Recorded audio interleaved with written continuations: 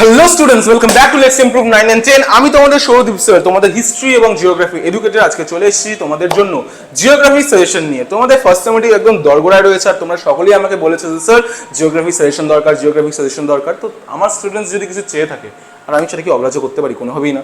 তো এই যে নিয়ে চলে এসেছি তোমাদের জন্য ফার্স্ট সামেটিভের ভূগোলের প্রথম অধ্যায় এবং পঞ্চম অধ্যায়ের কমপ্লিট সাজেশন। ভিডিওটা একদম শেষ পর্যন্ত দেখবে, কারণ কি শেষ পর্যন্ত তোমাদের সাজেশনসগুলো খুবই ইম্পর্টেন্ট থাকবে। এবং এগুলো যদি তোমরা ভালো করে পড়ো, নো ম্যাটার তোমরা পশ্চিমবঙ্গের কোন বিদ্যালয়ে পড়াশোনা করছো, প্রত্যেকটা বিদ্যালয়ের জন্যই এই সাজেশনটা খুবই ইম্পর্টেন্ট। চলো দেরি না করে দেখে নেওয়া যাক। তার আগে অবশ্যই ভিডিওটিকে লাইক করো, বন্ধুদের মধ্যে শেয়ার করো এবং চ্যানেলটিকে সাবস্ক্রাইব করো। তো চলো।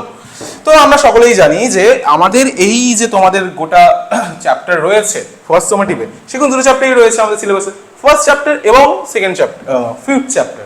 এবং দুটো চ্যাপ্টারই খুবই ভাস্ট। তো সেই জন্যই এখানে আমরা 2 মার্কস, 3 মার্কস এবং 5 মার্কসের কমপ্লিট সাজেশন নিয়ে এসেছি। 2 মার্কসের সাজেশনসগুলো একটু বেশি, কেন কি আমরা জানি অনেক কিছু পড়তে হয়, বাট আমি গ্যারান্টি দিচ্ছি তোমরা এখান থেকে ভালো করে পড়লে এখান থেকেই তোমাদের কোয়েশ্চেন্সগুলো আসবে। ঠিক আছে? তো চলো, প্রথমে যেটা রয়েছে নদীর ষষ্ঠঘাতের সূত্র। ফার্স্ট যেই বিষয়টা রয়েছে নদীর ষষ্ঠঘাতের সূত্র, ইম্পর্টেন্ট। ক্যাসকেড কি, কিউসেক ও কিউমেক কাকে বলে বা কি, অবরোহণ ও আরোহণ বলতে কি বোঝো, নগডি ভবন কাকে বলে, নিক পয়েন্ট কাকে বলে, এগুলো কিন্তু তোমাদের ফার্স্ট অধ্যায়েরই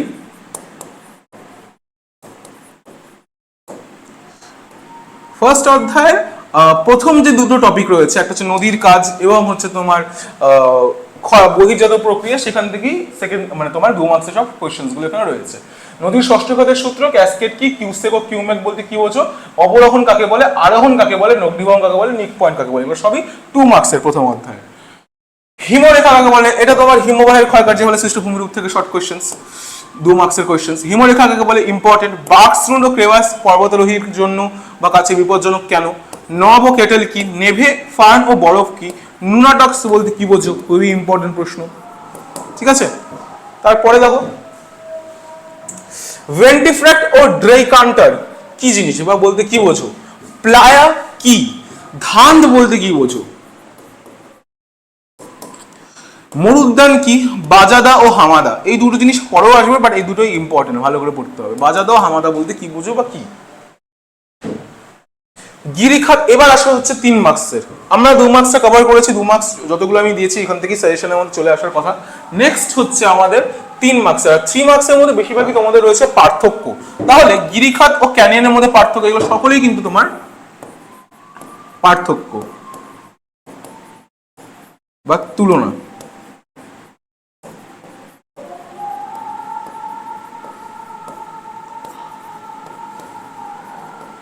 ঠিক আছে? তাহলে গিরিখাত ও ক্যানিয়ন, মন্থকূপ ও প্রপাতকূপের মধ্যে পার্থক্য, রসে মতানো ড্রামলিন খুবই ইম্পর্টেন্ট। আর সবগুলোর মধ্যে কিন্তু চিত্র দিবে, যেগুলোতে চিত্র রয়েছে সেগুলোতে চিত্র দিবে পার্থক্যে। ঠিক আছে? বারখান ও শিববালিয়ারি, মোনাডনক ও ইনসেলবার্জ, ইয়ারদাং ও জিউগেন। ঠিক আছে? এবার আসো প্রথম অধ্যায় 5 মার্কসের সাজেশনে। নদীর ক্ষয়কার্যের ফলে সৃষ্ট 3টি ভূমিরূপ সচিত্র। হ্যাঁ, যখনই বলবে যে ভূমিরূপ আলোচনা করো তখনই চিত্রটা অ্যাড করে দেবে। কিছু কিছু প্রশ্নের মধ্যে চিত্রের উল্লেখ থাকবে যে সচিত্র বর্ণনা করো, যেগুলো তো নেই সেগুলোতেও তোমরা সচিত্র বর্ণনা করবে। নদীর ক্ষয়কার্যের ফলে সৃষ্ট 3টি ভূমিরূপ আলোচনা করো, নদীর সঞ্চয় কার্যের ফলে সৃষ্ট ভূমিরূপগুলির সচিত্র ব্যাখ্যা দাও, বায়ুর ক্ষয়কার্য ও সঞ্চয় কার্যের ফলে সৃষ্ট ভূমিরূপ ব্যাখ্যা করো, এবং হিমবাহ ও জলধারার মিলিত কার্যের ফলে সৃষ্ট ভূমিরূপ আলোচনা করো। এই 4টা কোয়েশ্চেন মোস্ট ইম্পর্টেন্ট। ঠিক আছে? এখান থেকে তুমি একটা পাবেই পাবে। ঠিক আছে? কোনো ডাউটস নেই। নেক্সট চলো পঞ্চম অধ্যায়ের দ্বিতীয় 2 মার্কসের কোয়েশ্চেন্স গুলো। তরাই বলতে কি বোঝো, তাল কি, খাদার ও ভাঙার কাকে বলে, মোস্ট ইম্পর্টেন্ট।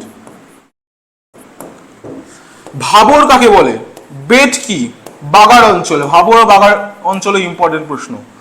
ধান্দ কি, কয়া বলতে কি বোঝো। বহুমুখী নদী উপত্যকা পরিকল্পনা বলতে কি বোঝো, জলবিভাজিকা উন্নয়ন কি, দামোদর উপত্যকা প্রকল্প কি, ইম্পর্টেন্ট। নেক্সট কি, মৌসুমী বিস্ফোরণ কাকে বলে, পশ্চিমী ঝঞ্ঝা কি, পটসল মৃত্তিকা কাকে বলে, ভুর ও রেগুর কি, এবং সিরোজেম, যের মধ্যে sierozem is important. Okay, very important. These are যতগুলো কোয়েশ্চেন্স তুমি দেখছো সবগুলোই খুবই ইম্পর্টেন্ট তোমার সাজেশন হিসাবে, তার মধ্যেও কিছু কিছু খুবই ইম্পর্টেন্ট যেগুলো তুমি অবজর্ভ একদমই করবে না। এবার আসলে 3 মার্কস, আমি বললাম 3 মার্কসের মধ্যে বেশিরভাগই আসে তোমার পার্থক্য, তো এই তিনটা হচ্ছে তোমার পার্থক্যের মধ্যে পড়ছে।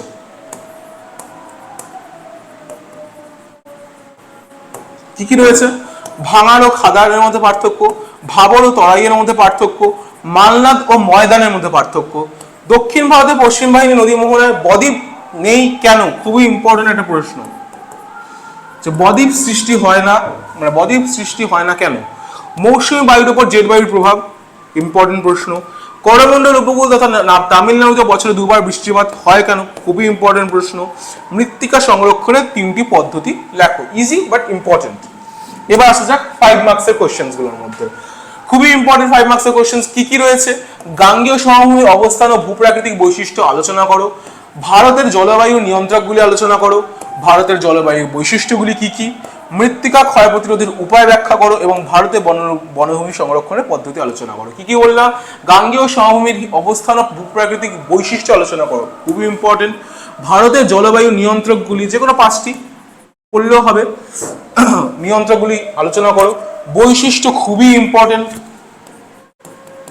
জলবায়ুর বৈশিষ্ট্য, মৃত্তিকা ক্ষয় প্রতিরোধের উপায় এবং ভারতের বনভূমি সংরক্ষণের পদ্ধতি। এর সাথে আরেকটা আমি অ্যাড করছি, যদি তোমাদের কাছে সময় থাকে তাহলে হিমালয়টা ভালো করে পড়ে যেও। হিমালয় মানে হচ্ছে প্রস্থ হিসাবে হিমালয়ের বর্ণনা, বা হচ্ছে তোমার পশ্চিম হিমালয়ের বর্ণনা। তো যদি তোমাদের সময় থাকে, হাতে সময় বেঁচে যায়, তাহলে হিমালয়টাও দেখে নিও। তো এই ছিল তোমাদের কমপ্লিট সাজেশন, আশা করি তোমাদের কোনো কিছুতে ডাউট নেই। এই সাজেশনসগুলো তোমরা যদি ভালো করে পড়ো, নো ম্যাটার তুমি কোন পশ্চিমবঙ্গের কোন স্কুলে পড়াশোনা করছো, প্রত্যেকটা স্কুলের জন্যই এই সাজেশনসগুলো খুব ইম্পর্টেন্ট। বাট হ্যাঁ, তোমাকে প্রত্যেকটা প্রশ্ন ভালো করে রেডি করতে হবে, কারণ কি এগুলোর মধ্যে থেকেই তোমার অ্যাকচুয়ালি কোয়েশ্চেন তৈরি হবে এবং এগুলোর মধ্যে থেকেই তোমরা পরীক্ষা প্রশ্নপত্র দেখতে পাবে। আর এগুলো করলে শুধু যে তোমাদের ফার্স্ট সামারটিভ তা নয়, তোমার অ্যাকচুয়াল যেটা যুদ্ধ মাধ্যমিক, সেটাতেও তোমার অনেক বেনিফিশিয়াল হবে, কারণ কি তুমি আগের থেকে এগিয়ে থাকবে, আগের থেকে ভালো করে পড়ে থাকবে।